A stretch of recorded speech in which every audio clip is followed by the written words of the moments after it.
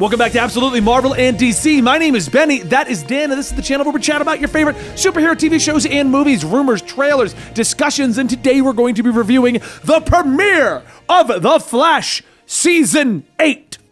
Yeah. Okay. We'll recap the episode real quick for you. Ray Palmer's back. There's a tech con. Flash is being the Flash and using crazy powers and being respected, and people are actually like, oh, he is the Flash. He's doing awesome stuff. Fights against a guy named Despero, who then he teams up with because in the future, Flash is going to die. Or no, Flash is going to cause the end of the world. Yes. And that's the general plot. There's this B plot with Allegra trying to take control of the paper. That's my only problem with this episode. We're going to talk about that. We'll get to that bit. We'll get to that. So first off, let's talk about Barry Allen. This episode finally felt like they were treating the Flash properly. Mm-hmm. Like it opens up with him running and saving people, and we don't even. He's just he did it in 12 seconds. Isn't that cool? Like. Then he does the speed whirlwind. Like he does everything. Everyone treats him with respect. They're all looking to him for answers. He's handling everything properly. Mm-hmm. Like this is the first time since like season 3 that I felt like Barry Allen was the leader of Team Flash and not just like a B character on his own team. Yeah. Exactly. Because like most of the time when the Flash or when these Flash seasons start up, you're like, wait, do people not trust him again? Or like, are they treating him badly? What's he doing wrong this time? But no, this one started off with him being the Flash, doing Flash things, being super fast, being like here and there and here. And like you said, the counting of the seconds of how long it actually took him, like that's the kind of thing you read about when you read The Flash, is him going, oh yeah, well, it only took me 12 seconds. Only 9 of that I was doing that. And for some reason, it took me 3 seconds to get you almond milk for your coffee. But I still did it. And like it's just, that is what you want from The Flash. I loved that show-off moment. Try your coffee. Yeah. Just like, I'm not fast, Caitlin. I'm not fast. I'm that good. I liked the little throwaway line where Killer Frost is. Oh, she's tasting, what were we calling him? Chad Blaine? Yeah, what did he call himself? Chillblade? He's Chillblade, so I've been calling him Chad Blaine. Chad. Love it. And I actually want before, because I know people are gonna be like, oh, you guys didn't like the Iris or Allegra thing. I actually liked the Iris thing. Because Iris was running her paper. Like she was doing, like she wasn't just a tack on character to Team Flash. She was busy. She was doing things. There was a plot there. Her business has gotten so big that she needed to hire all these different people. And I was like, oh, this is interesting. I'm enjoying where we're going at this. And then the plot turned to Allegra's in charge, which I probably wouldn't. So I've always had an issue with people who haven't earned their way to their position, where they haven't gone to school. They haven't had life experience. They're just happen to walk into a job and demand respect. Mm-hmm. This is coming from my experiences in the Army, where I would do one position and then I move over to a different position, and then you have arguments with people who they feel they deserve more respect than they're owed. It was a whole thing. So they're like, she's like, Allegra, you're going to be in charge, and I'm like, oh, this would be a cool idea. Put Allegra, and then Allegra listed off every reason she shouldn't be in charge.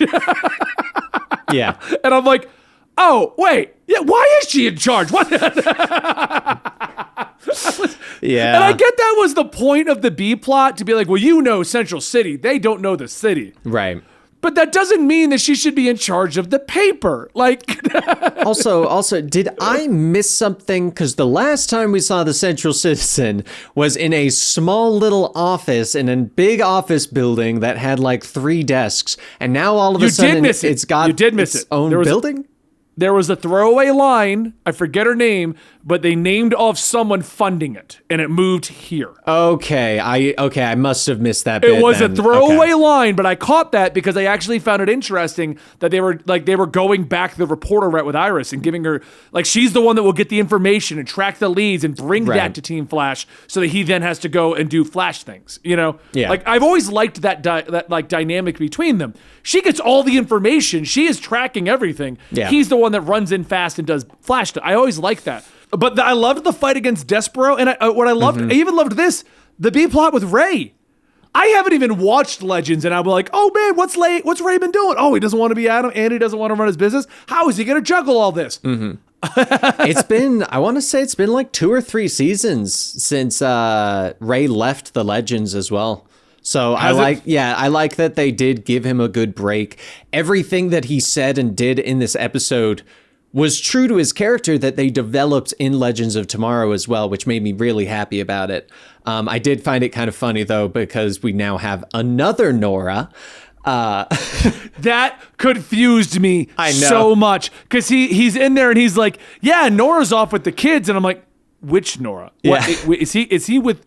There's only one Nora. Is he dating? Speed is he Force dating mom Nora? Yeah, I was like, Speed Force mom Nora, Barry's kid Nora. Like, what is going on here? Yeah, no, that was the character that he did.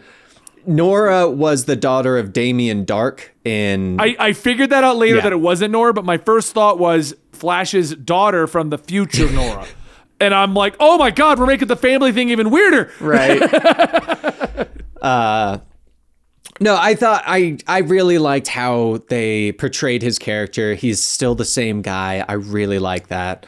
Because I always dislike when they're like, hey, we grabbed this character from a different show, we put him on our show, and we need to change his character to fit the tone of this show. Because Legends is a lot goofier. Flash is goofy, but it is a lot more serious compared to the Legends of Tomorrow.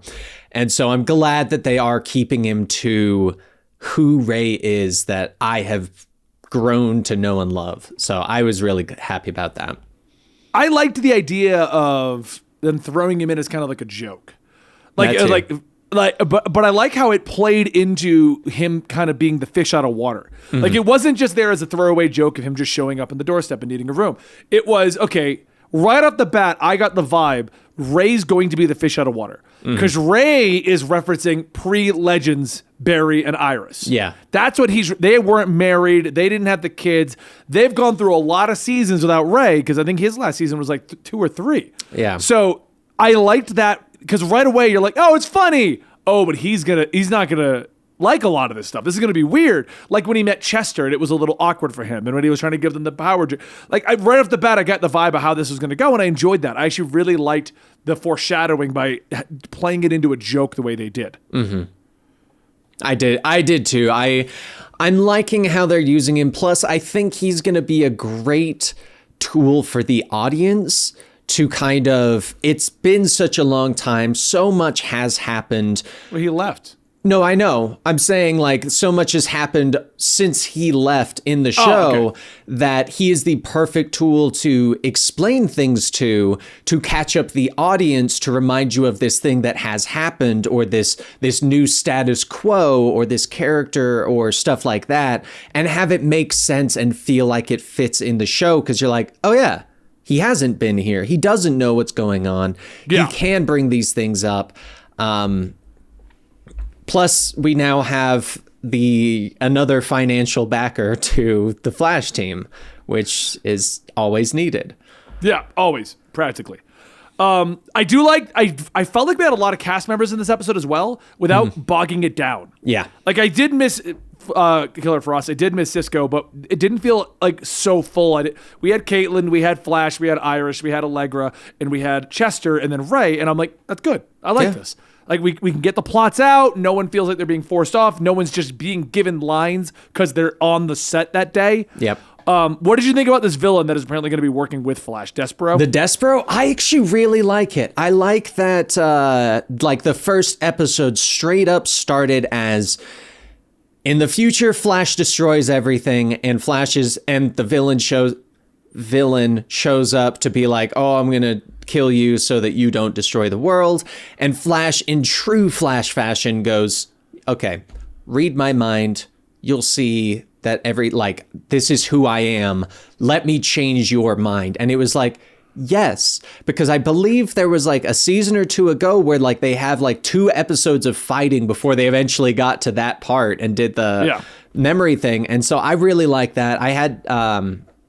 I did look up Despero when I was doing it, because I was like, wait a second, I feel like I know that name. He's in comics. Yeah, he's just not frequent. I really like the way that they're portraying him, like as the just a normal dude, but then when he turns the thing, he turns back into Despero, and it doesn't look completely out of place. Like, I mean, it doesn't actually. Their CG went way up. Yeah, because like this didn't feel like King Shark CG or Faweza CG. It was still obviously CG. Yeah, but definitely. It looked like they actually put the budget here properly instead of like dumping it somewhere else and then their big CG monster. Yeah. Like it felt like he was actually there. How did you feel about Barry again giving away his identity? I've just stopped. I've just stopped with all of that. That one, I will say, with Despero though, it made sense. He can read your mind. What does a mask do? I guess, yeah. Like, I just found it funny. He's like, I'm going to show you. I'm like, that's like the 40th person you've revealed this to. Yeah, I did find that funny, though, because I was like, oh my gosh, Barry, everyone's going to know. Like, why do you even hide it at this point? Like, when the police chief was like, oh, you don't like metas, I half expected him to be like, I'm Barry Allen, I'm the Flash. Like, yes. Oh, speaking of, actually, what did you think of the fact that Joe's no longer there? We've got the new status quo with lady whose name I forgot, who can replicate powers. I'm gonna find it interesting. I like Joe, I do, but I do feel like Joe's time in the show has kind of run its course. I mean, he's at a point where he was napping in the off room, so which still hasn't come back. By the way, they still haven't gone back to that lounge. Eventually. Is that set just like we put boxes in front of it? We can't use it. How funny would it be if that room was actually like left set up from a previous show, and when the Flash was filming, they were like, "Wait, did you guys put this up?" Okay, I got a great idea. It's going to be hilarious. Before it gets disassembled, yeah. Yeah. But I like Joe, and I want him to come back. I do. But I like the idea that we're going in a different direction with the police force now, instead of just having Joe as the caveat of, oh, he's the excuse, whatever Barry has to go. Now we're seeing Barry dealing with that aspect of his life again. I'm actually really glad that Joe's gone, because it finally you have a Flash connection to the police, not Flash with his father, basically. And there was always that kind of conflict of interest that kind of just made you go, okay, he's not going to really have much problem with cops. But now that's what I mean. We've got the girl who used to be a meta hunter, like as the new chief of police.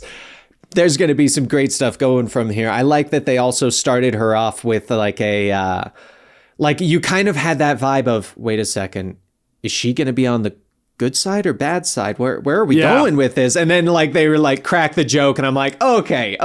So they're going to do that kind of thing. I'm down for that. I did find it weird that she kind of did a 180 from like, oh no, metas, to like, you have a problem with being a meta? Like, right. I don't know, like last week you had a problem with you being a meta. Right? Like, yeah. Like, I mean, I don't know how long it's been, but you definitely were not like on this side of the argument. Yeah. And it was only once she found out that she was a meta that she was like, no, it's fine. It's fine. We're good with it now. I'm happy. No. Okay. But I'm excited. I want to see where this is going to go. Yeah, me too. And the way they're doing the season, these first 5 episodes are going to be that one story just done.